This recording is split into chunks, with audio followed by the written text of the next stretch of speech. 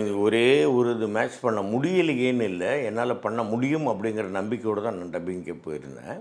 ஐயா காமராஜர் அவர்களுக்கு பேசும்பொழுது மட்டும், காமராஜர் த கிங் மேக்கர் படத்தில் அவருக்கு பேசும்பொழுது மட்டும் நான் வந்து ஐயாவினுடைய அவங்களுடைய அந்த டேப்ஸ் வேணும், அவங்க பேசின டேப்ஸ் வேணும்னு கேட்டு வீட்டில் போட்டு பார்த்து அதை வந்து ப்ராக்டிஸ் பண்ணிவிட்டு அப்புறம் தான் போய் பேசினேன். ஏனால் யாரோ எப்போதோ எந்த நூற்றாண்டிலோ இருந்த யாரோ ஒருத்தருக்கு நம்ம பேசலை.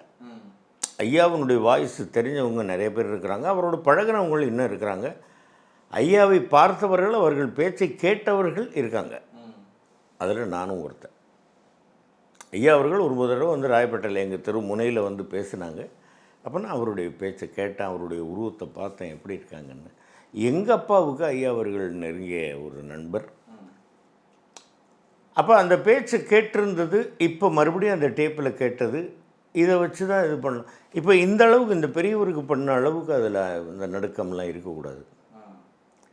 தேசிய கீதம் பாடும்போது அசையாம நிற்கணுங்கிறது மரபு. அந்த நேரத்தில் ஒரு பிள்ளை தண்ணியில் விழுந்துட்டுனா பாட்டு முடிக்கிற வரைக்கும் பார்த்துக்கிட்டே இருப்பேன், உடனே குதிச்சு காப்பாற்ற மாட்டேன், போய் கையெழுத்து போடுன்னு. இந்த அளவுக்கு அது அந்த டெசிபல்ஸ், அந்த கமாண்டு, அவர் இயலாமை, அந்த பெரியவர், இவர் வந்து ஒரு கமாண்டு, இது எல்லாத்தையும் நம்ம கவனிக்கணும் இல்லையா? அப்படி தான் அது.